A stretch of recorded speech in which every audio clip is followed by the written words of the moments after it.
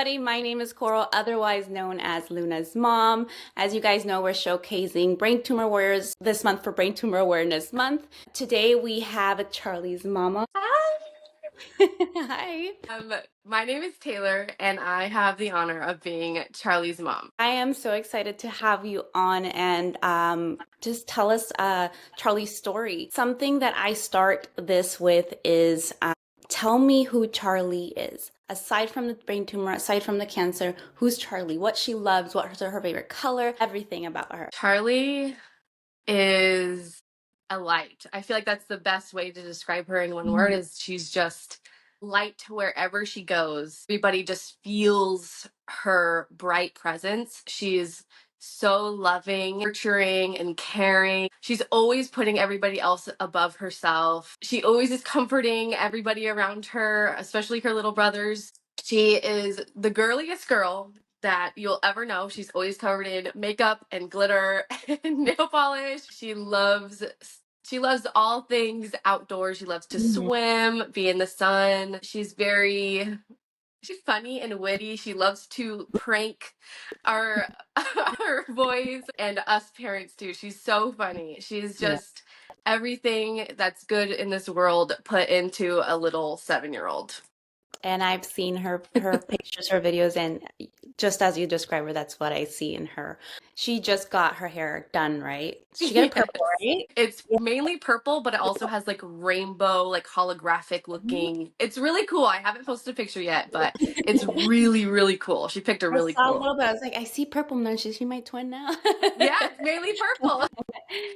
I want to say thank you for coming on here and making the decision to talk about Charlie and her story and your experience of a brain tumor diagnosis. I know it's not easy. One of the things that a lot of people ask, that many people want to know, and sometimes I think it's good to talk about for those that don't know about brain tumors. What were those initial symptoms that you said something's wrong with Charlie? Yeah, it was in March of 2020. So this was kind of like peak COVID time. We were home all day, every day. So I got to really, I guess, zero in on everything she was doing more so than usual because there was nothing else for us to have to do, you know?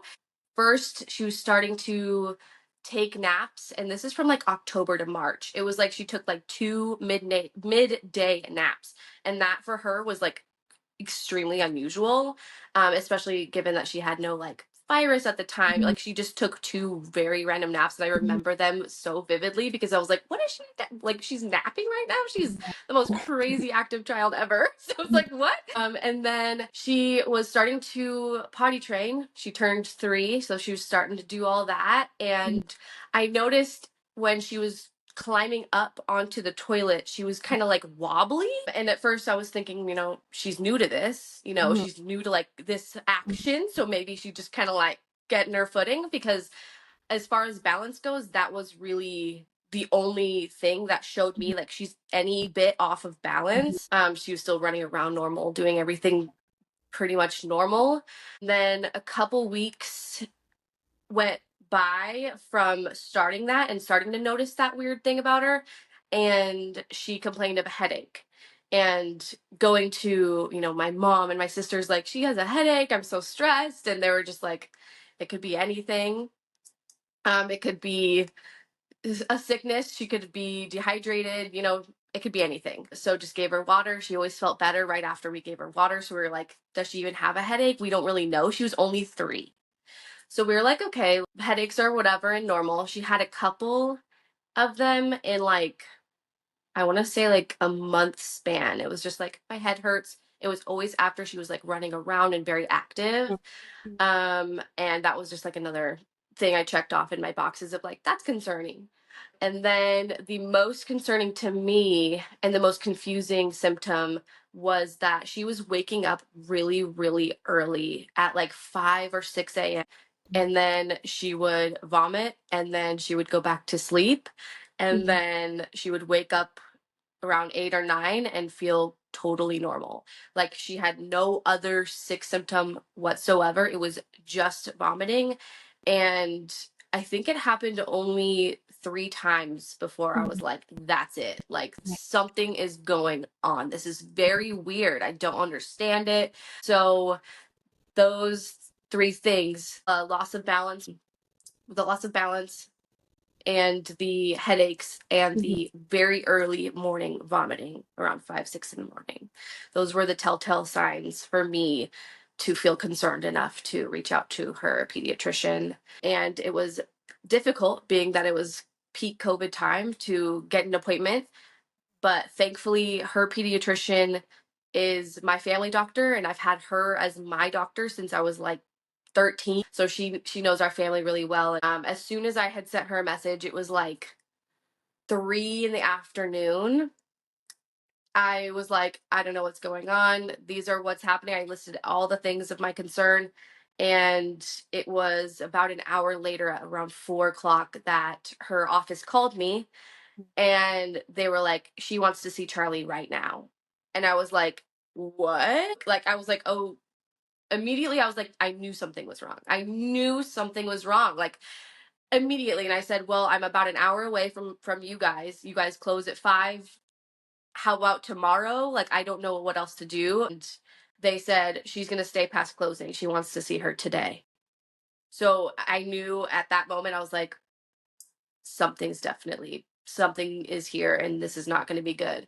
So we took her, and she was evaluated in the parking lot.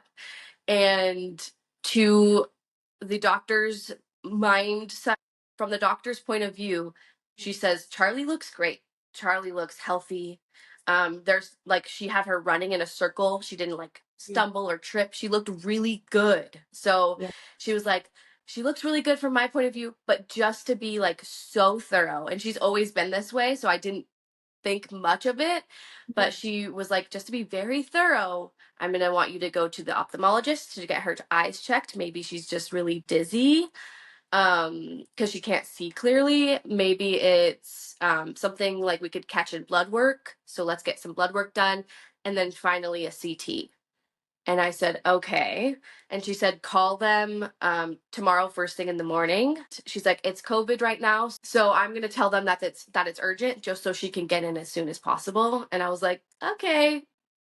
Again, trying to just not think the worst and just thinking, okay, she just wants her to get seen. And so we called in the morning, and they got us in that next day. So it'd been 2 days since that appointment. She got the CT done. It was like a very rapid, like 5-minute CT scan. And then the doctor, the pediatrician, called me an hour after that was performed and said, you need to head to the hospital. Charlie does have a brain tumor. And that was the start of it all. You never think as a parent that's what it's going to be. I feel like when you have that feeling like something's wrong, you never think brain tumor. You think, something Not so not serious. not a brain tumor. So, but I'm so glad that, you have that relationship with her doctor, and she took you seriously, because time and time again I hear a lot of doctors dismiss parents. So I think that played a huge part in Charlie's story and her journey, that your doctor kind of listened and said, yeah, let's be thorough with this. Yeah, knowing the way that her tumor acts now, they were assuming Charlie had her tumor for 6 to 12 months growing before we caught it. They thought it was very slow progression. They told us she's probably had this for like 6 to 12 months. We don't really know. But knowing now her tumor and it's the way that it acts, it was probably rapidly growing, because especially in those last couple weeks before that appointment, it was getting more frequent that she just didn't look the same. Things just didn't feel the same with her. And so I feel like if we wouldn't have caught it then and we were dismissed, like I was watching your previous videos and just seeing those parents being like, they told us to turn around, they told us it was this. It's just like, I don't know there was so much that could have happened in such a short span of time that would have just made things more difficult to treat and to, get out surgically. And so I'm just so grateful to be the one that gets to say my doctor cared and got us in immediately. Like, she knew I was concerned and she wanted to address it immediately, and she wanted to really like care for Charlie. Like, she truly cares about Charlie and her well-being, and would never want to leave like a stone unturned ever. I think Amazing. of her often because I'm just so grateful for her and for her care. And I think that with the more malignant brain tumors, that a doctor being that responsive that quick has a big difference in prognosis. It can change it all, and it could be Uh, because Charlie was diagnosed at 3 years, right? yeah, And how old's Charlie now? she's 7. 7. So she's amazing. Every time I look at her pictures, it's important that doctors listen to parents because you like that time, especially with fast growing tumors, is very crucial. So if Yeah. a doctor is missing you for weeks, month, 2 months, that's lost time for a child with a malignant brain tumor, brain cancer. Absolutely. Yeah. Yeah, it took Charlie 3 months when she finished her first initial year of treatment. It took 3 months for her to go from no evidence of disease at all anywhere to completely full and riddled with disease, given maybe a couple months Mm-hmm. if we were lucky. That just goes to show how Mm-hmm. aggressive and fast and quick things can just turn Yeah. around, going from completely no evidence of disease to fully, I mean, looking at that scan, I have chills just thinking about like looking with my eyes, Mm-hmm. seeing that monster inside of her little body, coating the back of her brain and all the way down her spine. I mean, it was unreal. And just in 3 months, it was just wow. Like I can't even believe that all that was going on just without us knowing. And as a mom, not being able to do anything, like I think that's the most, like the hardest part. Like this monster's in your child, and how do you fix it for them? You can't. Feels like as moms we feel like we're their protectors, like we are their armor, and when it's something that's happening inside of their body, it's no longer something that you can fight. It's Hmm. what they have to, and you just have to try your best with the knowledge that you know from Google, from the doctors and the second opinions, and you kind of have to formulate your own plan in hopes to be that shield of armor. But with cancer, you don't know if anything's going to work. You don't know. It's so vastly different from child to child that it's like you can't really rely on any Hmm. statistics. They were speaking, her doctors, to me and Alex when she was very first diagnosed, Hmm. told us she's got such a good chance, like more than 90% chance of just living a completely normal life after she Hmm. was finished with treatment. She had what they called a cupcake tumor. Their Hmm. words, not mine. A cupcake tumor compared to many, many other ones in her type of cancer. And they told us, because she's genetically a female, because of all these other factors, things are just looking so, so good for her, and gave us all that hope. And it just goes to show, like, you really just, nobody knows. Nobody knows how anything is going to plan out. And it's very unfair to give anybody that false hope. I feel like there should be a line of just like, this is what we're going to do. We don't know what's going to happen, but we're just going to try our best with whatever happens. Versus she's got a cupcake tumor. This is going to be great and smooth and easy, and she's going to be cancer free. Because it hasn't been, and from what I've seen for Charlie's story, like it hasn't been easy at all. No, Um, not at all. It's been such a roller coaster, such a roller coaster of ups and downs. And truly, like, we are playing our lives by ear, like 100%, mhm. day by day. Like, I mean that literally. Like, things can Yes. change in an Hmm. instant. A couple weeks ago, or maybe it's been a month now, where she had her first stroke like episode after being completely like Hmm. no symptom of anything going on tumor wise or anything, blood pressure controlled, all of those things. And then just suddenly out of nowhere, we get hit with like, is she having a stroke? Is there tumor growth and that's causing the stroke? Like, what's going on? And it was just like it was just like that. You Mm-hmm. just have to live every single moment piece by piece because Peace. cancer is so sneaky. Yes. And with her tumor especially, sometimes there's no signs that it's back. There's no symptoms. You just get smacked with it when you go get a routine scan, and they're Mhm. like, "Oh, well, there's new stuff." And it's like, she's been acting completely normal. She's been doing great. Like, what do you mean there's more growth and there's a new spot? And things just change so fast.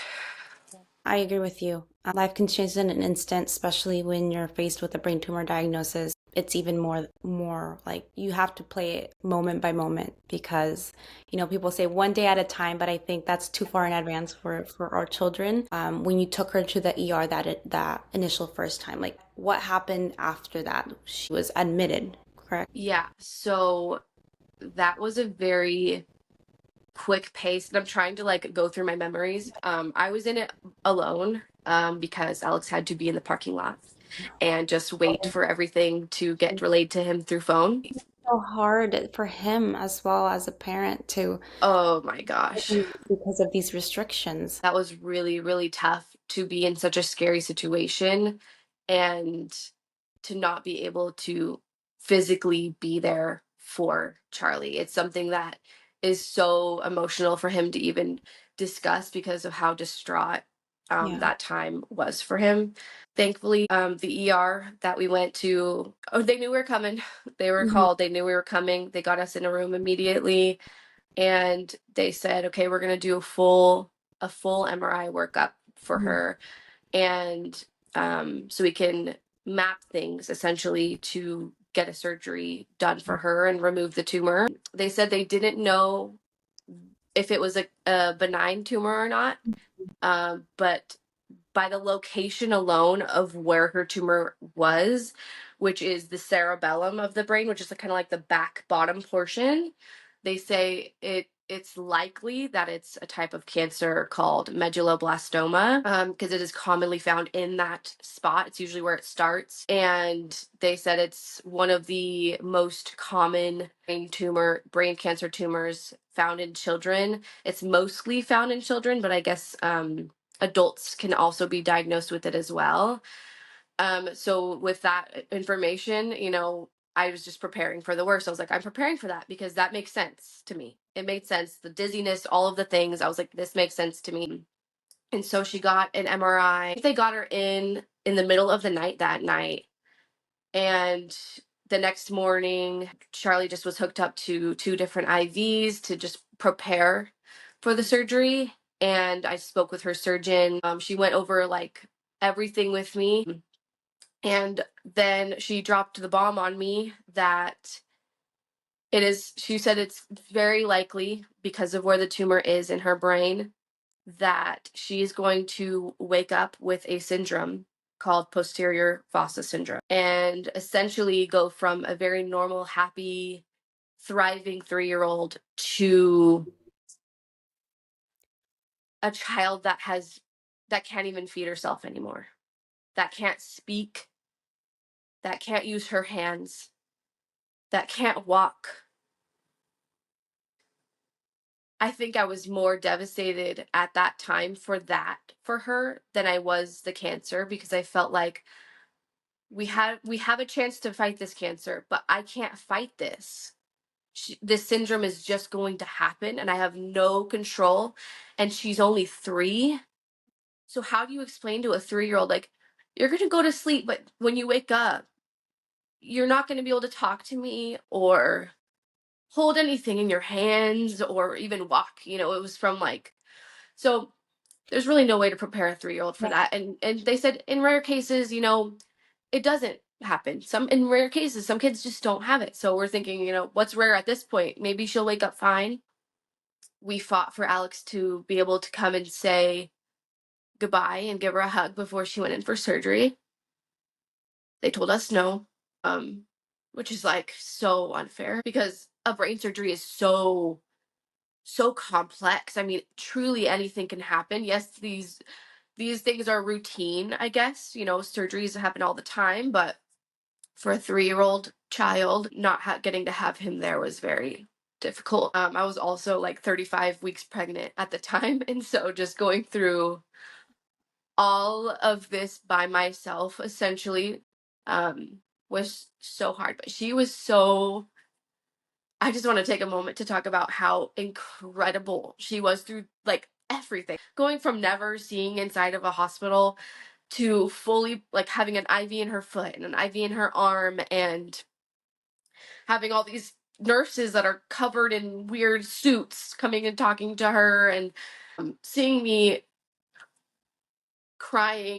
She didn't really see me cry much before then. And so just seeing her mom like hurting, Yeah. it's almost like she was there for me when I needed to be there for her. She would hold my hand, and when I would be crying and not being able to stop it, she would just hold my hand and say, "It's okay, mom. Mom, I'm okay. It's okay." She's 3. She was 3. And she was telling me, "It's okay. Mom, I'm okay. We're okay." And You that know, just, ah, Taylor, that she demonstrated that because you've been there for her. Her, even though she had lived up to that point for 3 years. Like she kind of fed off of how you were with her. So that just shows what kind of a mom you are to her. That you always reassured her that, and I think that's why she then was doing that for you when you needed it. it showed me a strength that I didn't know a 3-year-old could have.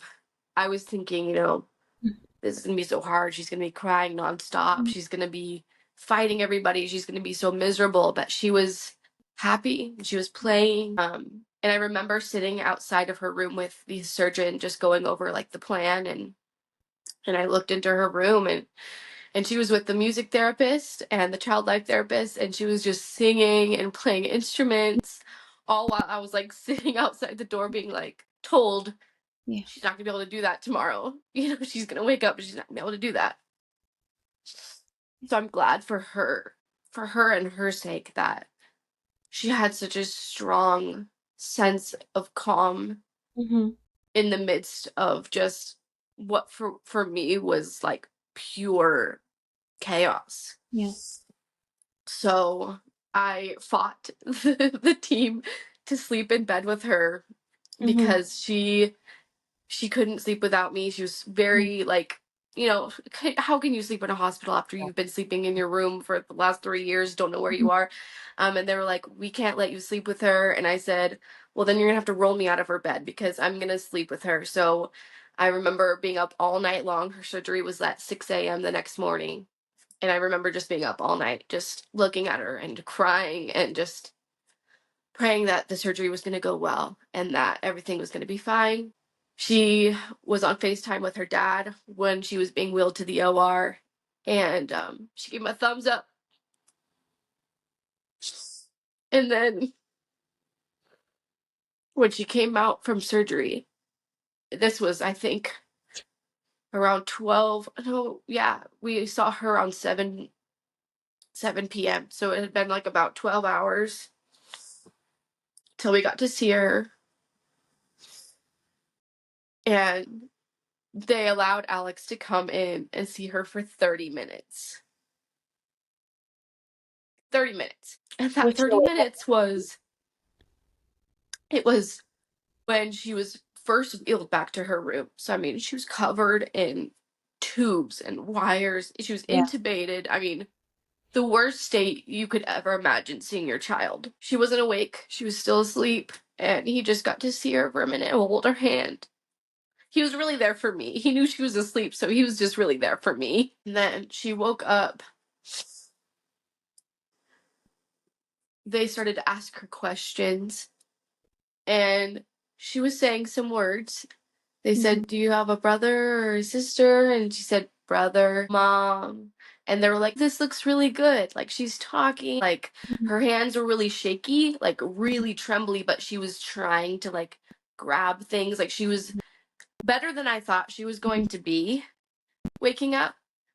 And then it was 24 hours later that basically all of that was gone. And another thing with the posterior fossa syndrome is the emotional aspect of it. They say that children with this syndrome, they become very angry. They say it's, and I'm like, well, yeah. Well, Mm-hmm. yeah, you just took away all their abilities to do everything. Of course they're going to be angry. I don't even think that's like a medical thing. I think that's just like a obvious Yeah. thing that comes with Mhm. it. So my never angry, sweet 3-year-old turned into an angry child that can't do anything. And she was throwing herself off of her bed. She was flailing, fighting Mhm. everybody that came in. It was, she couldn't say any words, not even mom. She could say nothing else. She couldn't even try to. It like didn't click to Yeah. have her speak. But she fought really hard to use her hands, and that was something she was like, she was gonna do. Like no one Yeah. was gonna take that. So she was still trying to grab her toys, grab Mhm. her blankets, her stuffies. And one of the first things she started to be able to do after surgery was eat with her hands. That was one of the first things we were like, okay, she can eat with her hands. I remember she said no to everything except for Lay's potato chips. That was the one thing. And they were like, I don't know. Sometimes posterior fossa syndrome swallowing can be an issue. And I was like, okay, well, then get somebody in here to evaluate her because I'm not going to starve her. So, and they really pushed an NG tube. And we did end up giving her one because she obviously couldn't feed herself all day long and was hungry all day long and all the medicine she was on and everything. So she did end up getting one. But I remember I have a video of her like grabbing her chip and like putting it in her mouth and just taking like the smallest little bites, watching her little movie. And it had been 2 weeks, 2 weeks of that. Just no talking, no smiling, not even laughing, smiling, nothing. It was just an angry, sad, confused little girl that was just trying her best. I mean, and they were pushing speech therapy, OT, PT, of course, to, help her Yeah. feel better and do better and get stronger. And she said no to everybody. She Mhm. refused to do anything with anybody. Mhm. The only time she would try to play was with me and with nobody else in the room. She was very angry. And we started chemotherapy about, I think it was almost a month after that surgery. I think it was like 3 weeks. So we had like a week of being at home because I fought so hard to leave. Yeah. I had to fight so hard to get to leave. I was like, what are we even doing here? She was at that point, 2 weeks later, she was eating 3 meals a day. I was getting her to eat 3 meals a day. She wasn't dropping weight. Um, but they still forced her NG tube and they would force, formula. And I said, if you give her formula, she's not going to eat because she's going to be full from the formula. I want her to eat, especially because I didn't agree with the formula that they had on hand for the children. I was like, no, this is like sugar sludge. What are you doing? Like, this is not going to help her heal. So I fought to have her eat. The nutritionist was so mean to me. She was like, what are you doing? You need to write down every single thing she has to eat and drink, even if it's a sip of water. I need to know everything that she has to eat if you're going to fight us on going home. And I was like, okay, easy peasy. Wrote I'll down do it. everything, showed Yeah. like, hello, like she's Yeah. eating 3 meals a day. What are we doing here? She ended Mhm. up ripping her NG tube out and they were like, okay, let's put one back in before you go home. And I said, no, we're not doing that. She's eating. And she's probably gonna have one of these when she starts the chemo because I'm assuming she's not gonna eat anymore after that. And so let's give her this time to just eat and be normal as she could be. The one thing she had was eating food with her hands. Plus, So the I was like, Institute is not comfortable at all. I know Luna didn't like it. It was, she Not at felt. all. Oh man, and holding them down to get the NG tube in was like, that has just scarred me. It Hmm. has scarred me for life because you're their protector, and then all of a sudden it's like, why are you holding me down and Hmm. making me do this? And Hmm. being so little, it's like they can't A grasp 3-year-old girl, why. they don't understand that. After she had the resection of the tumor, how long before they told you like the official diagnosis? So her surgeon called Hmm. me, I think it was 9 hours into it, when they were closing things up and finishing up with Charlie, she called me and she said, we don't have, like, of course, pathology back or anything like that, but just by me looking at it and the area it's in, we are almost certain that it is medulloblastoma. She was able to do a full resection. Nothing was traced left behind, seeable on an MRI anyways. And so she was very happy with how that surgery went. She was diagnosed with medulloblastoma. I want to say it was like it was a while. It took a while. They also sent her tumor far and wide across the US to get like the nitty-gritty diagnosis. Like, they were not just happy with medulloblastoma. They wanted to know what kind of medullo. There's, I think, 4 different kinds. There's SHH, there's WNT, and group 3 and group 4. And so Charlie was diagnosed with SHH. They call it the Sonic Hedgehog tumor because it's kind of like a spiky looking tumor. Okay. Then it would not be until October, which we got her tumor resected in May. So it wasn't until October that we had like the full pathology, because I guess there's a couple different kinds of Sonic Hedgehog tumor, and they were looking at these two, a gamma or a beta, and they said if it's this one, like we're hoping it is, she will just need the chemo. She won't need any other kind of interventions. If it's this other type, we would want to discuss either radiation or putting in a device called an Omaya reservoir, which is basically like a port Yeah. but into her head where the chemotherapy would go directly into her spinal fluid. And October, we were told it's the worst one, so we're going to have to do this intervention.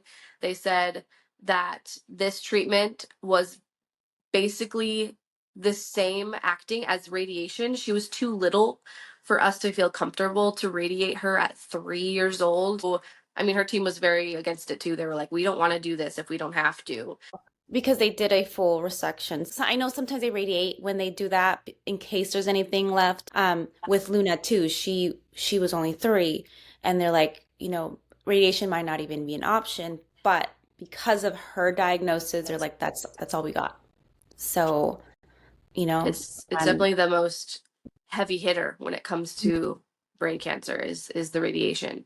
And so we were hesitant. We're like, is this going to be as effective as the radiation? And they reassured us, yep, it's going to be just as good. So we went in and got that surgery done in October to place the Omaya. It was very like smooth and easy surgery. She was like home the next day. Like, she was like, everything's fine. She had like a little, almost a full circle of a scar on her head. And we put little googly eyes and made it a little smiley face. smiley face. So So she was cute. like, "Oh, it's a little smiley face," because at that point she was completely bald Mhm. from the very extreme chemo she was on. And another reason why they didn't feel like radiating was because all her scans had looked really good since Yeah. then. Being on all the chemos, they're like, "There's really nothing we're seeing," so I feel like it's comfortable to just go with the Omaya for now, given her age. And also, it gives you access to testing the spinal fluid without having to do a lumbar puncture. And for us, we were like, that's amazing Mhm. because we don't have to put her to sleep and do this Exactly. whole thing of laying her down flat for an hour and all this. They just tap it. And as Mhm. far as we know, and she's, now that she's getting it accessed again, she says she doesn't feel anything at all. Okay. She's like, that doesn't hurt or anything. So we're like, we get Perfect. spinal fluid to test and you Yes. don't feel anything. Like, that's perfect. And that's We were important because the spinal fluid is an all tell if there's anything else like in the spine. So just so people kind of know the importance of why it is the spinal fluids are often tested when a child has a brain cancer. Yes, Yeah. yes, because you can see traces of the cancer cells in the spinal fluid, giving you a tell all of like how aggressive it is and if it's going to travel. And so that was really important to us Mhm. to get all of that work up because we kind of just, I mean, you want to know everything about your child, Oh. everything about everybody, like, or everything about every aspect of her body that you can to like be able to fight as best as you can. So she got the Omaya. She got 10 doses of chemo through the Omaya. She She really passed through. They called her their A+ girl, which to me now it makes me cringe, because I'm like, well, every kid is an A+ kid, even if they go through if they're an A+ kid, if they go through worse Yeah. times during treatment. So that makes me so cringy. She was, I think, inpatient for one neutropenic fever the entire duration, which is amazing. She fought so hard through. We did PT and OT and speech at home. I did it with her.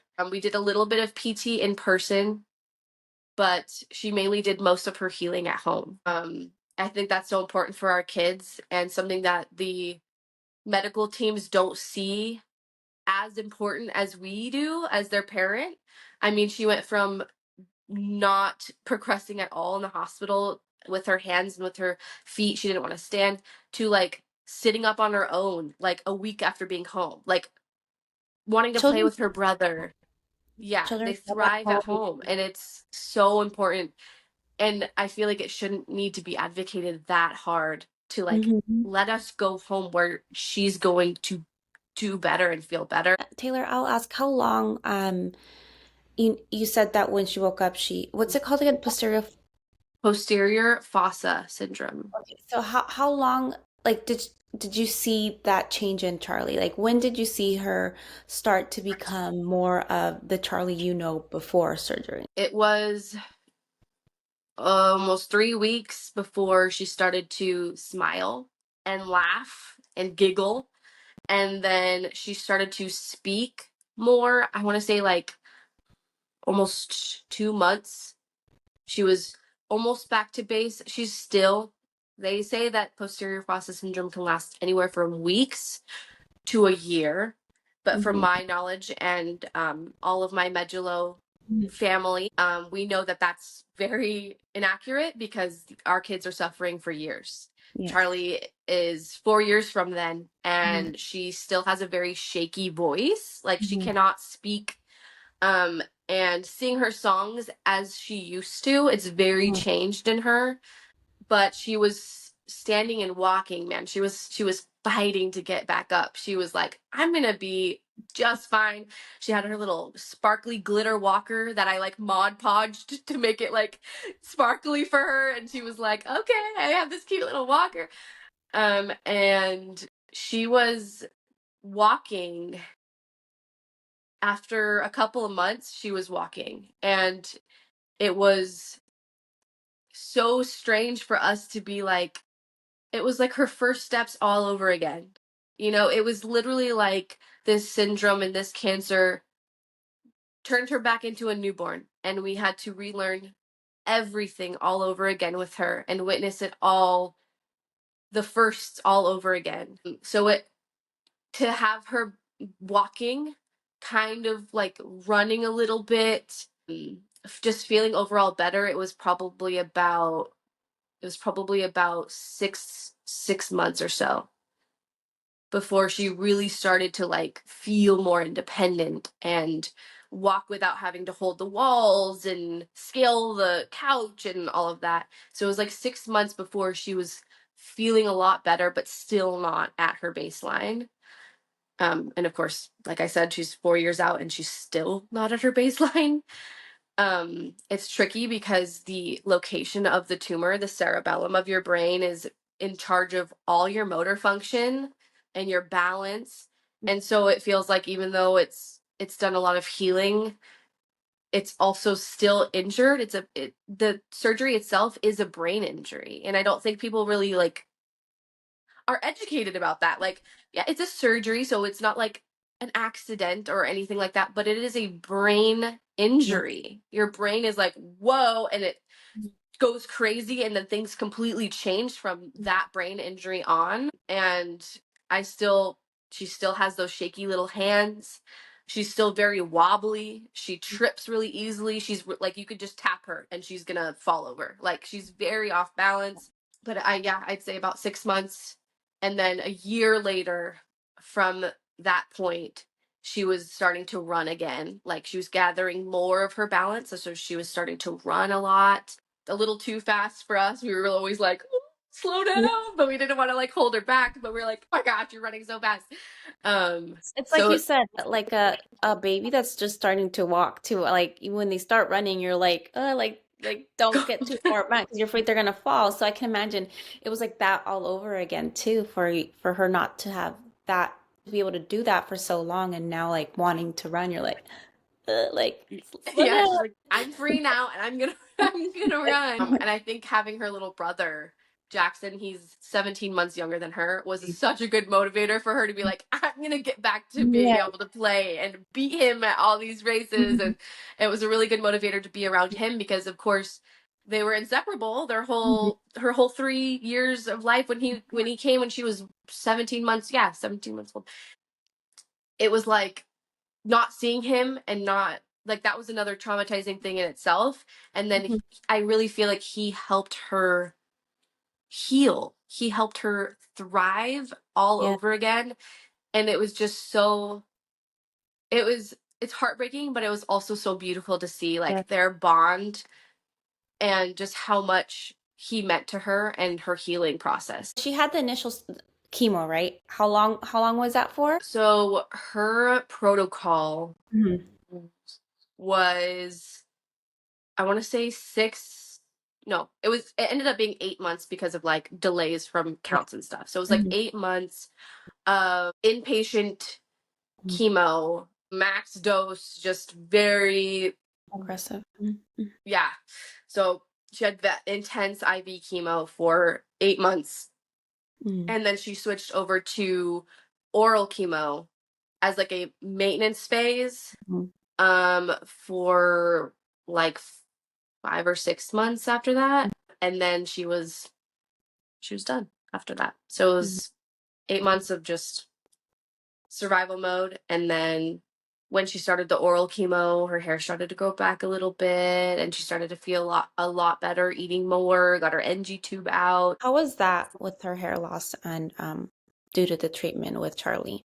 I think I took it worse than she took it, honestly. She was very sad. I feel like people underestimate just how much hair can feel like our identity, especially as a child. Mm. She struggled with being called a boy. When people would ask, like, oh, are these twin boys? She would be like, I'm a girl. But the very first time that her hair was starting to just really fall out, and we were like, we need to shave it. It's getting knotted, and Mm. it's so weird the texture that the hair turns into after chemo. It's like I heard the it change. wo- it's the worst. It was terrible. So she had her dad shave her head.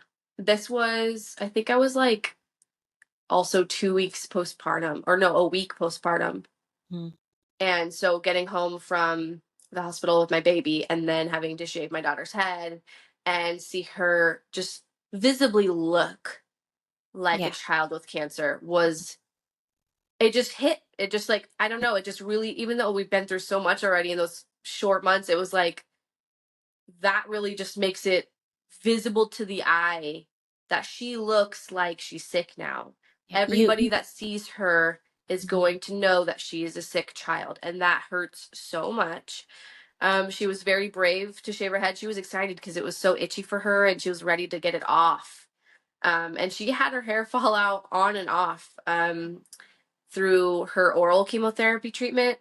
It Okay. grew back really well and then it fell out again. And she just kind of was like, well, like at this point, it's fine. Like I'm used to it by now. But when she was older and had to lose it again when she had relapsed and she had so much hair at that point, she had to lose it all over again. And I think she was 5. I think she was 5 years old at this point. She had to lose it all over again due to we did the full cranial radiation, which means like all of her hair is gone. And for a longer period of time because radiation just really It does a kills the. number. Yeah. Yeah. So that was really tough for her just because she's the girliest girl and she just wants her hair long and she just wants braids in her hair and she wants to put colors in it. If you know Charlie and you see her, she always has color in her Yeah. hair. Always. She doesn't go I without don't it. know. I love that. And I love that you like honor her wishes to do that. I think it's very special, and that you sometimes do it with her too. I think that's just beautiful to see, and I think it gives her a lot of just energy that she needs, especially going through this. Yeah, she's so funny. She's always thinking when her hair starts to fade, she's like, okay, what color am I going to put in here next? It's never one. It's never Oh, just one never color. mind. She's got to have multiple. She loves when I color my hair with her. Mhm. She loves to match mom. I can braid her hair now in like Mhm. Oh, little like French braids to get yeah. her bangs out of her face, and she thinks it's like Mhm. so cool. To Mhm. see her confidence come back with her hair is like it's everything. Seeing her in the mirror, just brushing her Mhm. hair and like looking at herself, proud Yeah. of like who she is, and it's for someone so little who has such little control in her life. I Mhm. feel like you can't take that control away from her of like just letting her be who she wants to be, Mhm. letting her have colors in her hair, letting her wear makeup even though she's 7 and it's controversial, Mhm. whatever. She is who she is, Yeah. and I'm just so glad that she feels so good in her skin Mhm. now with her hair back, Yes. with the colors, with Mhm. the makeup, with the nails, with everything. Your life changes perspective, especially how you parent. It changes Oh, yeah. perspective when you're faced with a cancer diagnosis, any cancer diagnosis, because you see how fragile life is and the things that Mhm. really truly matter. Like, is it going to matter that she's only 7 wearing makeup? Not really. Like, is it going to matter that she's lost all her hair before? Why not let her color it? Like, that's why I always say, like, hair grows back, Yeah. and she has the hair now, and if she wants to color it, I love that you let her just have that control over something to which she can control that, because for the rest of her life, especially like the whole medical type, she has no control over that, Yeah. and that's really hard on a child. It is.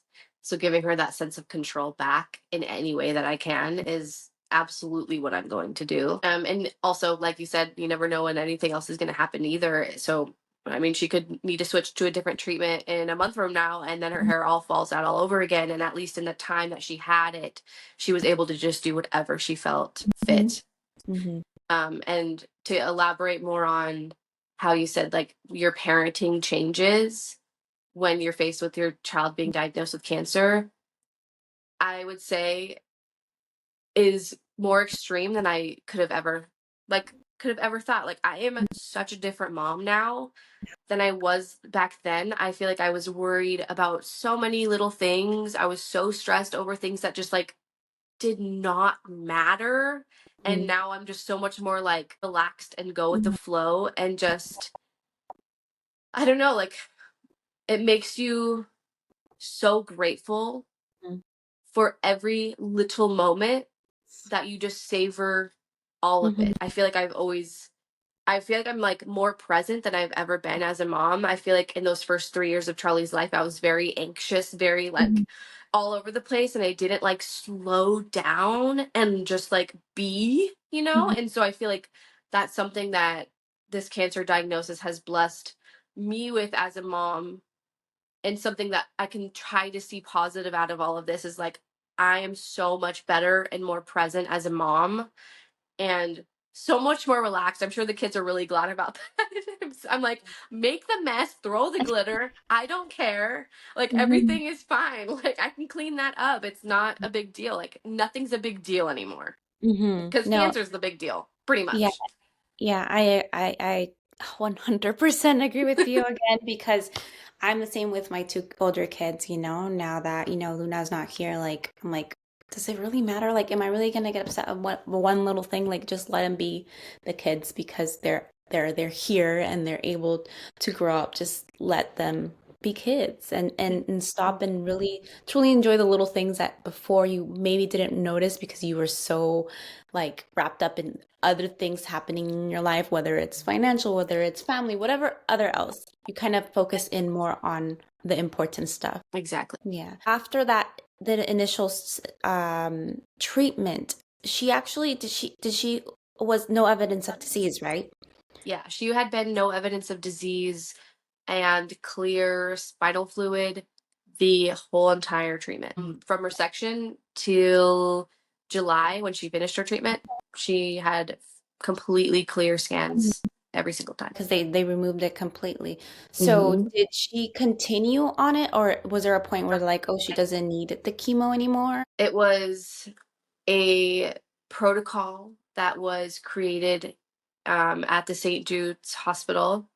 And so essentially we followed that protocol, and it was very specific with how like long you took everything, how many doses of what chemotherapy. So we had like a finish line from the get-go. They said these are the things she's going to have these months, and then these are the things she's going to have those following months, and then that is all she's going to need. So we had that Okay. finish line to look forward to, and that was July of 2021. But I'm sure those people that followed Charlie's story know that that essentially wasn't the finish line for her.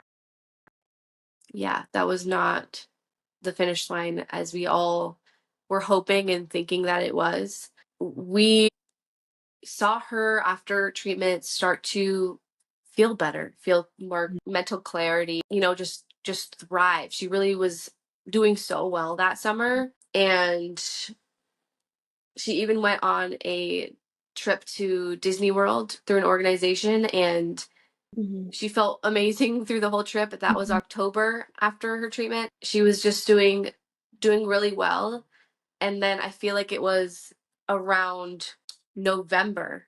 So she stopped treatment July, August, September, October, November was when she started to be more irritable.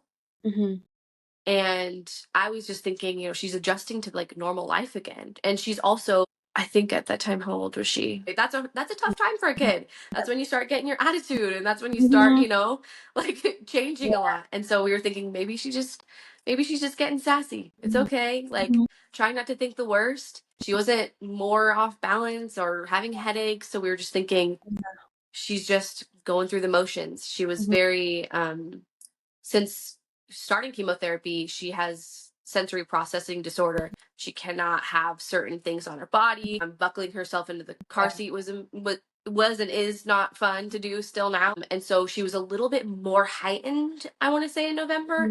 And that was another thing that was like, oh my gosh, the scan cannot come fast enough. Like, I'm so overly stressed out to just make sure everything's still clear. It would be her first post-treatment scan in December. And so just seeing her like with those little like irritable, but still overall doing well, doing everything she normally would do, healing, growing, all the normal things.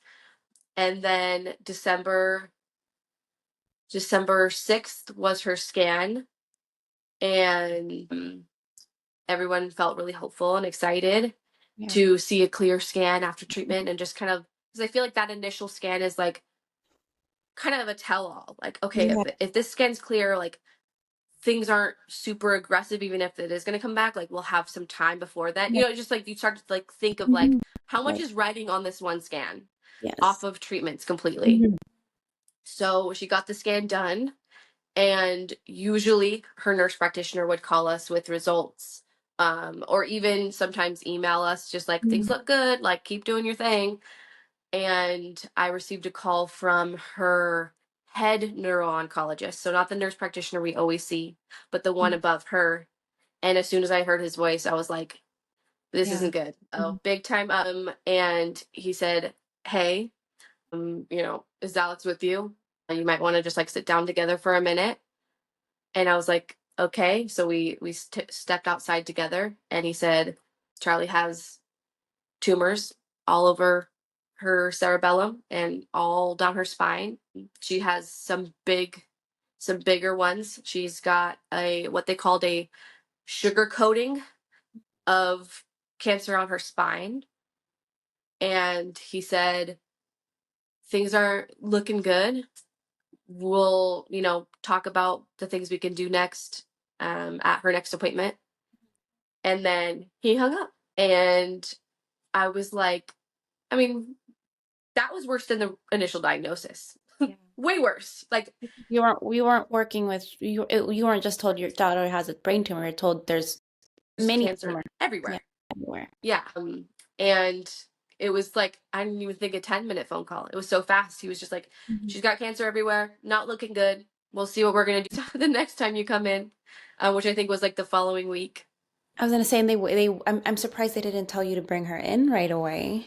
Yeah, they were just like, she has an appointment for Monday, just bring her in next week. Alex and I, called our family. My mom came and my sisters came to console me and watch Charlie and my boys while I just, lost it. I think it was only like 30 minutes after that phone call, Alex gathered himself back together and went back Mhm. inside with the kids. He's so much stronger than I am. And I called him back. I called the oncologist back and I said, "No, you're not Mhm. just going to call me and tell me that and give me nothing." I was like, what are our options right now? What are you thinking about? What's running through your Mhm. mind? You've had a whole 24 hours looking at this Yeah. scan. What are we thinking to do here? He was like, wow, you're so brave. Usually parents don't call. I Mhm. always tell them they can call me if they have questions and they never do, but you're so brave, blah, blah, blah. And I was like, Mhm. this is the dumbest thing ever. What are we doing? Like, hello? You're Mhm. not going to give me that and hang up. So he was like, well, there's not a lot we can do at this point with how far it's progressed. We can maybe buy some time, but that's probably the best thing we can do. And I said, okay, how? Like, what are we going to do? And he's like, we could try some oral chemotherapy just so she can stay home with her family and maybe hold things off as long as possible. But that's pretty much it. And then I was like, okay, that's more of an answer, and I'll hang up now and leave you alone. So then I am looking up everything. I am on clinicaltrials.gov. I'm looking up everything. I'm calling all my brain tumor mamas that I know. I'm asking them what they did. And I also demanded, like, we're coming in tomorrow. We're gonna Yeah. meet tomorrow. And he was like, okay, we'll make a time slot. And so we went in the next day, basically being told the same thing, but a little bit more in detail, I suppose. My sister, thankfully, we fought for her to be able to come because there were still rules and restrictions, but they let her watch Charlie in the waiting room while Alex and I sobbed in the room, being told you maybe have 4 to 6 months if you're lucky. But seeing how fast everything progressed, it's probably looking more towards 4, and that's with the treatment that we're leaning towards for her being like the easiest route. And at this point, I hadn't even had a minute to process, like, is surgery an option here? Like radiation? Like, that wasn't even a thing that crossed my mind, and that's not anything that they brought up for us. Just those small doses of chemotherapy for however long she could tolerate it and keep things going. I think that was a Wednesday that we had went in there and met with them, and then Thursday is usually our hospital's tumor board, Yeah. where all neuro everybody Mhm. comes together and Mhm. goes over all the cases. Yes. And the next day, that Friday, Charlie's surgeon that did her first in this initial resection surgery, she called me Okay. and she was like, "Hey Taylor, this is Dr. Mahaney. I just reviewed Charlie's case yesterday and so sorry to see what's going on or whatever." And she's like, Mhm. "I think I could get in there and get most of that out." And I said, "What?" And she was like, "Yeah, I think I can do it. Like, I want to give it a try." She was like, "It would be better for the chemo to not have to hit such Yeah. large amounts of Mhm. cancer." So she's like, it might help, and I think we should just give it a try. Mhm. And we were like, okay, she's gonna have another surgery. Yeah. This is gonna suck. She reassured us that posterior FASA syndrome is not likely to happen again because she's already had the brain injury to that spot of her brain. So she said she's not going to come out not talking again and all of that stuff. It's not likely that that's going to happen. So she reassured us, like, she should be okay. The recovery is going to be rough, but she can do it. And so there were 3 main bulky tumors in her cerebellum, and there was a larger nodule on the lower part of her spine and a big nodule right on the top of her, I guess like the bottom of your neck, Yes. like top of your back. And that was the most concerning one overall because it was starting to almost block the spinal fluid from being Okay. able to circulate and cause hydrocephalus, which is very common in brain tumors. Hydrocephalus being your spinal fluid can't flow, and so inflammation happens and stuff goes wrong. So she was like, I'm going to try to take off as much of that one as possible to avoid the hydrocephalus, and hopefully the chemo can hopefully keep that at bay as much as possible. And she was like our little angel at that time, just like, that wasn't even a thing our oncologist talked to us about. She calls me directly. She said, I'm going to try to do this. And we booked the surgery. We had, I think, two weeks until the surgery date. And we filled that 2 weeks. We went to Legoland. We did everything we could. That was fun. We saw all of our beloved cancer friends that we could, because those are the people that know you and Yes. know your struggle, and that's who you want to be around in that time. And so we saw all of our friends and we just made the most of those 2 weeks. She felt pretty good overall. She did have some nausea that we were trying to control with Zofran, but as far as that, like, she was doing pretty well. So we went into surgery, and surgery went well. It was about 8 hours. The surgeon brought us into the consult room after things were finished, and I just remember like staring at her hands, just sitting there, just staring at her hands, just knowing like those hands are like possibly gonna buy me more time with my daughter. Like those hands were just taking that monster away from my child, like just sitting there just feeling so blessed for her, and blessed that she felt like she could take this on, even though our team saw her as like a lost cause at this point. Not only that, like her like calling you, like taking that initiative to call you and say like, "Hey, I think I can do this," versus leaving you with all we can do is give you a little bit more time. Like I think that's huge. Yeah, it's like you look for any bit of hope that you can from anywhere, Mhm. and she was that little shred of Yes. hope that just sparked a light back in me. That was like, okay, like we can get the surgery, maybe it goes really well, and maybe the chemo kills the rest of it, and maybe everything's gonna be fine. It just brought that back in me. And I know it did for Alex too. We were very grateful that she called and grateful for the surgery. So she brought Mhm. us back into that room, and she says, I was able to remove those 3 big tumors in their entirety when she wasn't expecting to. She was expecting it to get 2 of them, most of 2 of them, and some of a third one that was a little bit more difficult to reach, but she said she got all 3. Mhm. And she said that the tumor that was the most concerning on her spinal cord, she said, I don't even know how this happened, but it just peeled right off.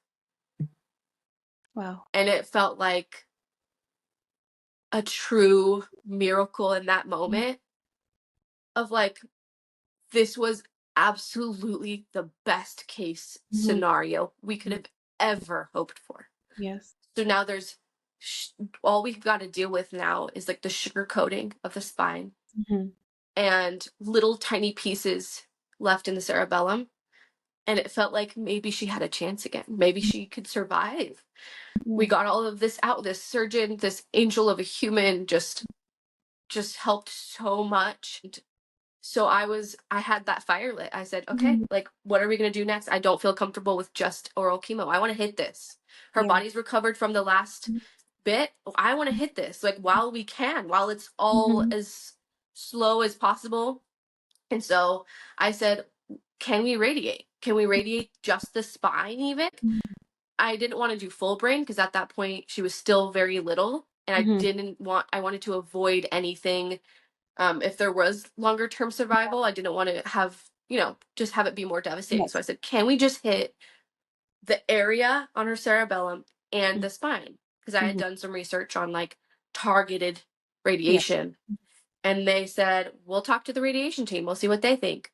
Mhm. The radiation doctor calls me and she says, hey, we could totally do this. We can just radiate just her cerebellum, like from here, from her ears down and her whole spine.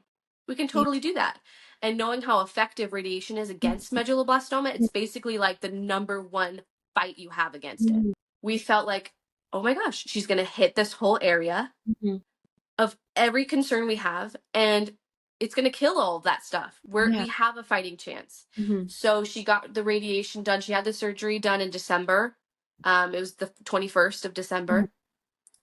And she was in radiation January 20th, around there. We got her started. She had 6 weeks, Monday through Friday, sedation every single morning, because you have to be so still. Radiation is such a precise thing. They have to bolt you down to a table if you don't know what radiation's like. You have to wear a mesh mask that's just bolted completely down to a table, It'd be scary for so that the oh my gosh, it looks so terrifying. But we tried to explain it in a way of like Charlie, like, this is like a magic rainbow light from this machine, and this magic rainbow light is gonna help keep you healthy and well, pretty much. So 6 weeks of that. It was only planned to do it for 4 weeks, because at this point we were still thinking just like quality of life, right? We Yes. were like, we don't want to have to have her go through so much when we don't have hope that it's going to even do much. So we had a plan for 4 weeks, and at the end of the 4 weeks, we always went outside at the playground at the hospital after every single dose she had. And the radiation oncologist comes out, and I see her walking towards me, and I'm like, uh-oh, like, did something go Yeah. wrong? You always think And there's something bad, when you of see the course, you see their face and you're like, oh gosh, Yeah. no, like, what are you here for? Yeah. And she was like, hey, Charlie's tolerating this really, really well. I think we should do the full 6 weeks.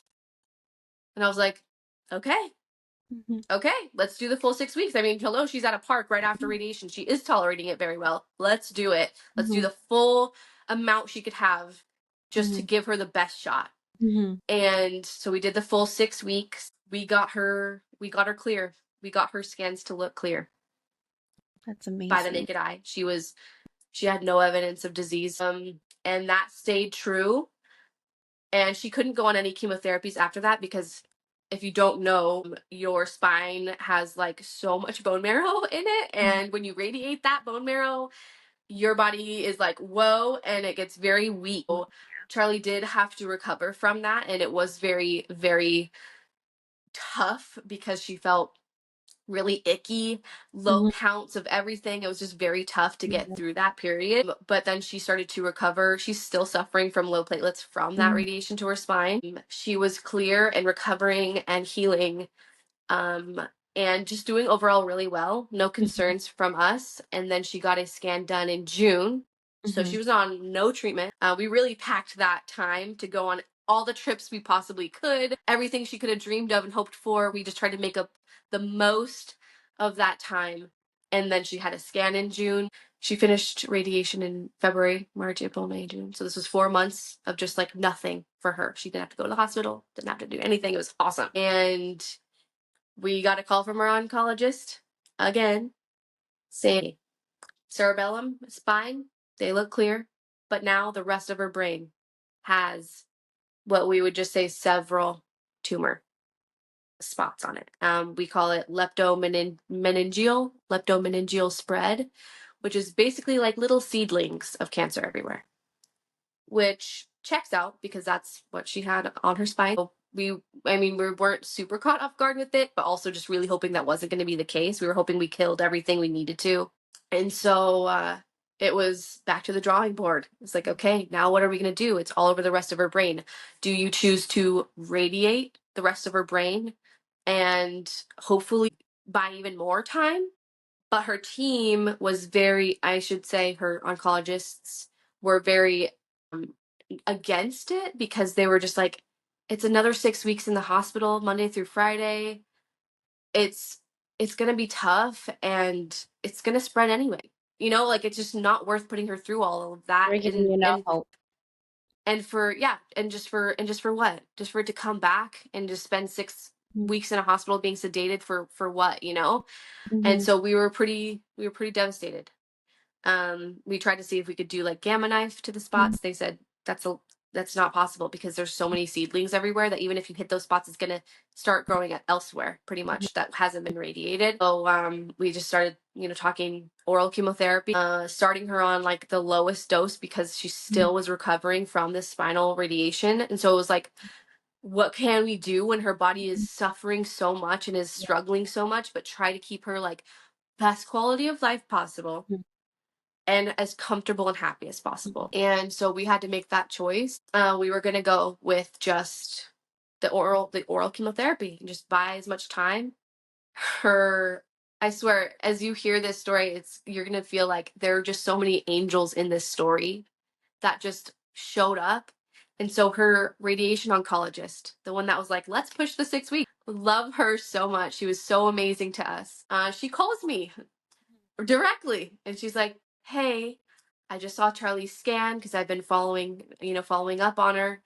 And she's like, I just want to know what you think about like the full cranial radiation. And I was like, they're saying, it's a lot to put her under right now. And, that it's going to cause, her to not be herself anymore. The way that they described full cranial radiation for a 5-year-old was she's not going to be her anymore. She's not going to be able to do much on her own. She's not going to be able to do school. She's not going to be able to do anything. They pretty much made it seem like she would be completely not herself anymore after full cranial radiation. So I explained to her. She's like, what are your concerns? I want to know like what you're thinking right now. Just be honest. And I was like, I don't want to make the wrong choice for my daughter. I don't want to cause more harm than good. Like, I don't want to put her through things without knowing the outcome, without knowing how it's going to make her feel, all of this stuff. And her body's already been through so much. So I was just like, I'm just scared. I don't want her to, it causes hearing loss, vision loss, cognitive loss. I mean, it's like just so many dings that you're like, I don't want to I don't want to make her blind and deaf and make her miserable on the little time I have with her. You know what I mean? So It's important for people to know that when you're speaking of older kids or adults, it doesn't affect them as much. A brain very small, that's like a 3-year-old, they say usually no because it's developing at such a rapid rate. So even Mhm. for a 5-year-old, that brain is still developing so rapidly that radiation can really affect that, and they can have a lot of developmental problems later on in life, even a Mhm. few months after because of the radiation. That's why it's so critical. And as a mom, you think like what do I do? Like you don't want to make the wrong choice, but you want to do everything you can to save your child's life. Exactly. Exactly. And so voicing those concerns to her, she was flabbergasted, honestly. She was like, what? What are you Mhm. talking about? And I was like, what do you mean? What am I talking about? Like, isn't this all true? I mean, her doctors told us all of this. Mhm. And she's like, Taylor, the things you're worried about, blind, deafness, cognitive delay, this is all like, I'm talking like 5+ years in the future. Mhm. So if this buys her time now, it'll be quality time. Yeah. It won't cause her to be blind and deaf right away. This is something that happens years down the line. And I didn't know this. Mhm. Okay. And so that just, I mean, because if you look it up, it just says radiation causes Mhm. delays and this and Yep. this. It doesn't say when, it doesn't say the Mhm. timeline. So I had no idea. Just have to go with what the doctors tell you. I mean, you have to trust them because you don't know it. You don't know it. You're Ours like have been doctors know practicing. best, right? That's like doctors know best. Yeah, and they've been practicing medicine for 30 years. So of course I'm going to go with what they're thinking, while also doing my thing on the side just to make sure I'm like double checking. Yes. But I was like, all these delays wouldn't happen now. And she was like, no. Mhm. So if that radiation on her cerebellum and her spine worked, who's to say the rest of her head wouldn't work? Yeah. And keep her clear for who knows how long. I mean, usually radiation can work for anywhere from 6 to 12 months. She's like, this could buy you a year. And then you Mhm. don't even, I mean, not that that's good, but like, say 5 years from now, she would be blind and deaf and whatever. If we're not expecting her to make it that long, Mhm. she's not going to ever deal with all of those issues. So Mhm. she really shifted my perspective and encouraged me. Yes. And that was why we made the choice, is because of her and her taking the time to call me, go over my concerns and Mm. encourage me and reassure me like, hello, this radiation work. Yeah. It's gonna work even for Mhm. a little bit. Like, Yeah. and she did so well through all of the, like, going to sleep and playing at the park after and eating well, and she did so Her well quality then. was still like, even though she had to be sedated, her quality was still there, and I think that that comes back Hmm. to you and Alex, just your way of making sure that even though she had to go through that, you made the most of it, the moments that you had away from that. So the park, just taking her places, I think that makes a huge impact on a child's journey. Yeah, you just want to make everything as comfortable as possible. I didn't want her to see the hospital as somewhere to, like, get away from, like, run Hmm. away from, like, let's get Hmm. out of here. You're done. Let's get out of here. She was like, I Hmm. want to go to the park and I want to walk to the gift shop and I want to eat dinner or lunch in the cafeteria. And so that's what we did every day of the week. We would get her sedated. She would do her radiation. We would grab a snack and sit at a little booth in the cafeteria, have a little lunch date, go Hmm. outside, play in the sun in the little playground that they had. And then whenever she was done playing, we'd go home. And it was like a routine. And I was like, oh, you know what? We did have a really good time, and I had a lot of quality moments with her in those times, just being just Hmm. me and her. And so I was like, you know what? 6 weeks doesn't sound so bad if it Yeah. gives me a year with her. Hmm. So I was like, let's do it. And we had her scheduled in, I'm trying to think of days. It was July. She started late June, finished the end of July. And another thing with this radiation is it's not her spine. It caused her, like, no symptoms. She was not Yeah. nauseous. She had no headaches. She Hmm. had, like, nothing. It was basically like she didn't have anything done besides her hair falling out, Hmm. which was incredible. I was like, this is Hmm. absolutely worth it in, like, every Right. sense of the way. 100%. So she felt amazing, amazing quality of life, felt really, really good. And then once her count started to pick up a little bit, we were going to start her on her new medications, being the oral chemotherapies, just to have, like, an extra aid.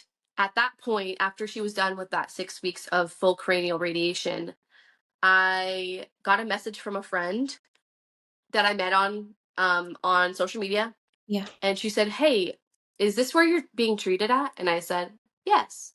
And she said, "Is this your oncologist?" And I said, "Yes." Hmm. And she said, we had the same one, and they basically told us all the same things that I'm reading that they told you, and we switched over to this hospital, and my kid is doing amazing because we're doing what this hospital Hmm. recommended.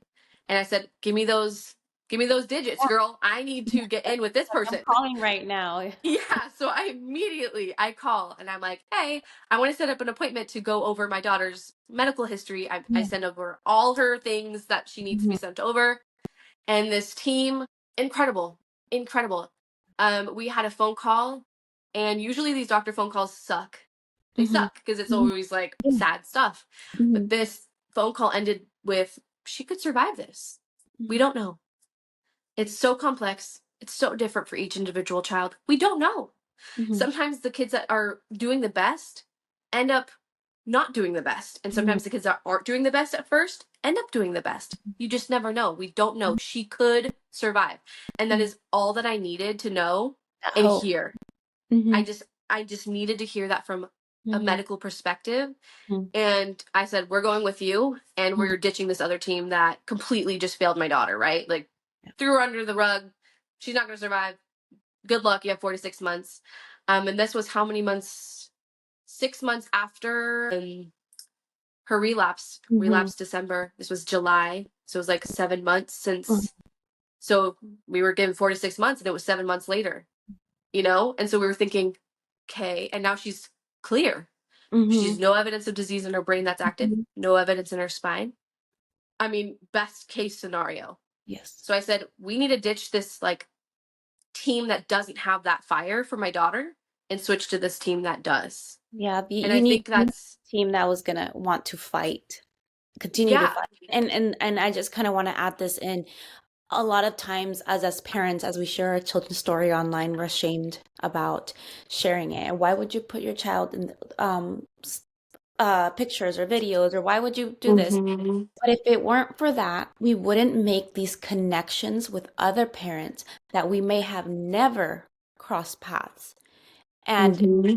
shifted your child's treatment and gave her a more of a fighting chance to what you were given, because you as a parent, you don't know that to look for second opinions. You don't you just say that your oncologist has the best interest. They're the experts, they know everything. But if it Yep, weren't for that parent being like, hey, we've been there, we've walked in your shoes, we did this, like where would Charlie be right now? You know? exactly. And it's that's why it's important, and to share our stories and make these connections. The community is like this. So Mhm. sometimes these parents, they're like, "Hey, this is sounds similar to us. Like try this." And maybe it works, maybe it doesn't, but it gives you that sense of hope of like, wow. And in this case, it has shifted Charlie's journey, and I think it's made a huge difference. You went from a team that was like, well, not a team, I would say in college, just like you say, that didn't want to fight for her, to a team that is like, no, we're gonna fight, and she could survive this. And that's everything to families like ours. Like that's everything a parent needs in an oncologist for their child is that like that fighter Hmm. that like we're gonna do everything that we can versus like, well, we could do this, we could do this. And it felt like the other team, I was in the driver's seat, is what it felt like. I was in the driver's seat, they were in the back seat, and they were like, I'm not gonna take anything. Like if you have an accident, like you drive into it, whatever, it's all on you. You make the choice, and then steering us in like a not so aggressive choice for Charlie's like well-being or whatever. And then when I switched to this team, it felt like they were in the driver's seat. I was in the passenger seat. So we Hmm. both were in the front. You know what I Yeah. mean? We're both doing a lot. Yes. But they're the ones that are driving that bus. They're the ones that are trying to drive her Mhm. to As it success. should be. Yeah. Exactly. So that was a huge turning point, was switching over to that hospital, and it felt overall so much lighter and brighter because of their attitude towards everything. It was like, okay, so we're gonna try this. Um, one of the drugs that she's on right now, called Avastin. It's Mhm. usually I think used for ovarian or cervical cancer. But they are starting to use it on other ones. They've been seeing studies that show that it's beneficial for brain cancers. And so when we were talking to her team, uh, she was saying the other team was like, Avastin's not really going to do much for her. We would just give her these ones. And then this other team was like, you're crazy. Avastin is actually shown to do a lot. So let's do that. So we went with their initial plan, and it blows my mind thinking of like what would have happened had we given her those two drugs, didn't do the surgery, didn't do any, like what if we didn't have any of those interventions? She 1000% would not be here right now. 1000%, like not even a question about it. She wouldn't. But with all of these connections and all of these interventions and all of these things that have happened, I mean, it's why I feel like I continue to share Charlie and her story online, because it can change so much for anybody else out there. Even just one person, and it's worth it for me. Just one person, and I'm so happy with that. Her Yeah. other team, she was on this medication. When you're on chemo, you have to take this antibiotic every weekend, Mhm. Friday to Sunday, to protect your immune system. Mhm. And it was making Charlie very sick. And I Mhm. told them on the weekends, she's throwing up all weekend. On Mhm. the weekdays, she's not. I think it's this drug. They said, no, it's not. And they fought me. They're like, that's never happened. That's not what's going on. Mhm. Just give her more Zofran, just give her more this. And I'm like, no, I Mhm. can pin it Yeah. now because I've been watching. I've been Mhm. watching her take this, watching her get sick. Yeah. We're switching to something else. What are our options to switch to? Mhm. And as soon as we switched to a different drug for the weekend, it was a breathing treatment for 15 minutes Mhm. versus a nasty oral liquid for three Mhm. days straight. No more vomiting from them. No more vomiting. It was like, and that I shared that, and then other parents came to me saying, oh my gosh, my kid was getting more sick on the weekends too. I didn't even put it together, because you're in the chaos and you're Mhm. not thinking clearly. And then they're like, I'm going to ask about this. And then they switched, and they were like, my kid doesn't throw up anymore either. And that just is all what this community is about, is just helping each other through all of this, holding each other's hands, and just giving every bit of information that you can that can possibly help somebody else's situation. And that's that one person that reached out saying, go to a different, I didn't even think of a different opinion, because our doctors were one of the top notch doctors in the United States. And so they were, like very high on a pedestal. They contacted St. Jude and all hospitals. They run Charlie's story through everybody as far as we knew. And little did we know, That was. they weren't all they weren't all that. Mhm, They didn't care. They just saw mhm, Charlie as a statistic. Once they mhm, saw that she wasn't going to be a winner for them, mhm, they ditched her. They ditched her to mhm. the side. And That's that's so. how crazy this medical system is they're just doctors practicing medicine, and you can't fully trust anybody. You can't No, fully trust anybody. no. And if your gut feels weird, switch it. Switch Trust your something. more than You can get second opinions. You can talk to other teams. third, It's fourth. not I feel like I'm offending them like by going to someone else, but oh well, it's my daughter's life like on the line. So getting past that too was tough, being like I don't want to hurt their feelings, but I want better for my daughter. I'm glad that you got that connection with that new hospital because that's where she's being treated at now. Mhm. Hmm. We joined their hospital in July of 2022. Hmm. It is now May of 2024. Hmm. 2 years later. 2 years later, and she's doing very well Hmm. and still very much so in treatment.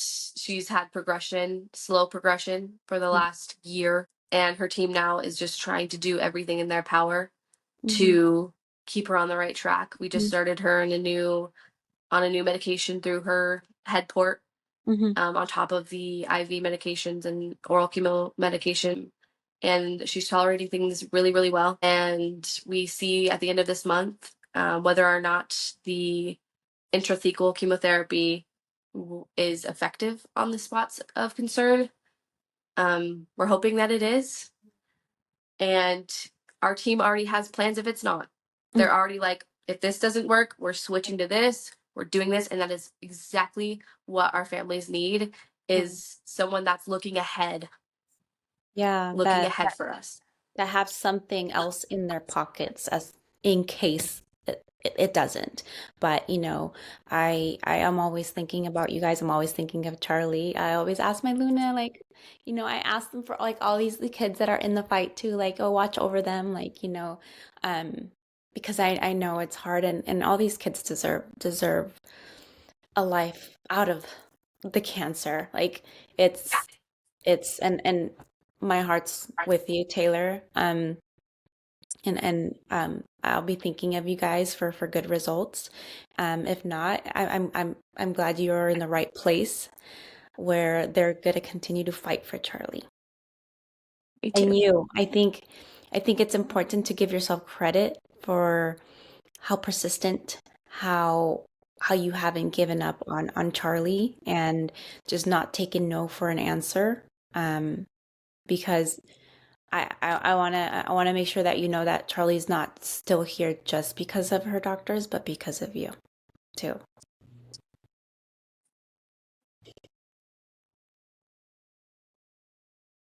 Well, thank you for saying that. And you said earlier, you said, I'm not as strong as Alex, but I think you need to give yourself more credit because you are you are stronger than you think you are, than you see yourself as. But to have to go through this and still be there for so many families in the community because you do a lot of that.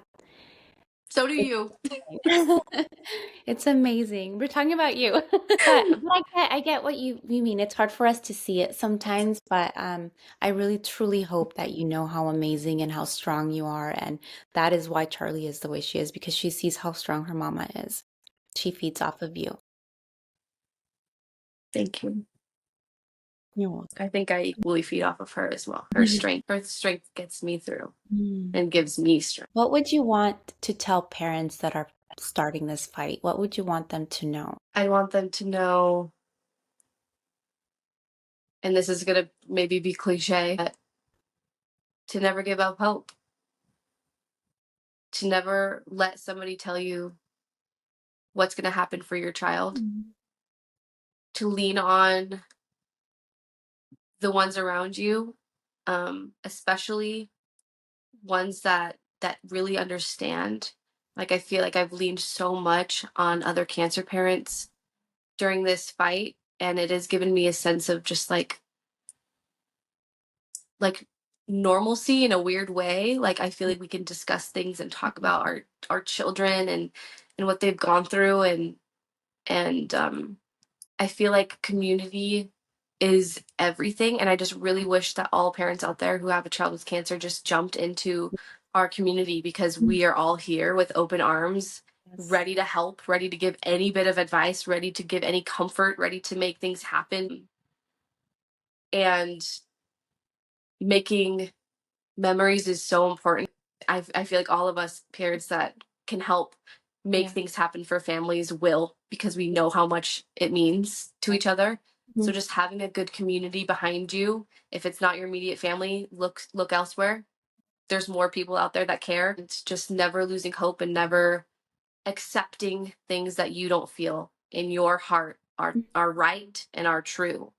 When we were told 4 to 6 months, I was like, am I in just denial, or am I having a gut feeling that this isn't true for her? And now knowing it wasn't just me in denial, it was, and maybe it was a little bit of both, but Yeah. seeing where we are now, it was like, no, I knew there was more for her. And so just not allowing anybody to dictate Mhm. every aspect of your child's life. You need to be the passenger and not in the back of the Mhm. bus. You need to be up there with that team Yeah. and fight as hard as you can. Advocate for your Mhm. child. Don't be afraid to to let the nurses and the doctors have it. Like just Yeah. Yeah. fight, fight for Yes. what's right. And if you can't, go to somebody that can. Yeah, someone Go will. to your One mom of or us your will.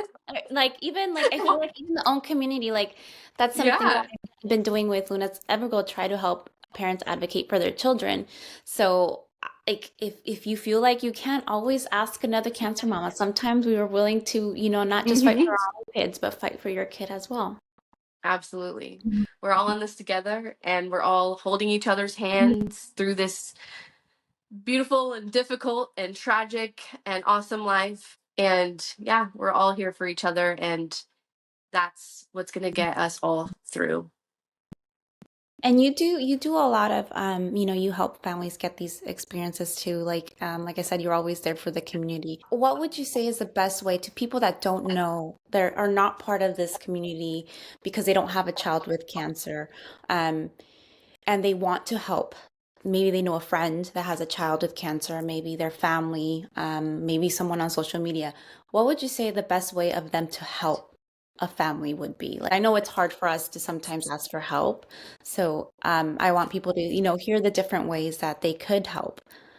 So I think the best way to help a family who just has a new cancer diagnosis, um, or has had a cancer diagnosis for years, stick with them, please, till the end. Abandon them just because things look good, for one. Mhm. Always just stick beside them. But to not even let that family get to a point where they need to ask for help. Mhm. Be there already Yeah. and offer things that you can offer. If you don't have funds but you're really good at house cleaning, help them clean their house once a week, or like just do what you can Yeah. and be present, Mhm. and don't ask what can I do, because I feel like none of us are ever going to want to answer that question. We're Yeah. just not. We're going to be like, we're fine, we're fine, we're fine, we're fine, but we're not fine. So just thinking like, what would help me in this situation? Maybe if somebody came and watched the kids so I Mhm. could take a nap, Yeah. or just Run run an groceries. errand, or Mhm. just Mhm. really anything, like any small gesture. Just maybe they need me to come over and just sit on the couch and talk to them for a little bit. Maybe they just need like Mhm. some adult time and Mhm. some to talk about something other than cancer, Yeah. or just like physically being present and just offering what you can, saying, hey, is your dinner covered for tonight? Mhm. I would like to send you a gift card, or I'll bring Mhm. over dinner Yeah. for you. Mhm. Just put yourself out there, because what's the worst that can happen? Oh, Yeah. we have dinner covered for tonight, but thank you so much. And knowing that Mhm. someone was there for you, Yeah. offering something to you, means so much Mhm. Yeah. more sometimes than even the actual gesture. Mhm. Just knowing that that option is there and that they Mhm. were thinking of you Mhm. and thinking of ways to help you, it means everything. So just showing up and just saying, you have three options. I can come and clean your house, I can send you dinner, or this. You pick, Yeah. just being there. And even like you mentioned, like sometimes just doing it. Like Yeah. if like you said, like, okay, hey, here's a gift card for food tonight. And maybe they had food for that night, but they could use it for tomorrow night. So I think just Hmm. doing it sometimes is best instead of, asking like, hey, here's this, here's what I can give you. Yeah, and I mean, like I said, it doesn't even have to be gift cards, money. It could Mhm. literally just be physically being there, physically helping with like a household thing that's need to be tackled for a long time, the pile of laundry, Even just all the things. even just a message of like, hey, I'm thinking about you. Or Yeah. hey, we have you in our thoughts, we have you in our prayers. Even it's emotionally, it helps a lot. To be loved is to be seen is Mhm. like the most beautiful quote that I feel like I take with me every day, is just to be Mhm. loved is to be seen, is to be Mhm.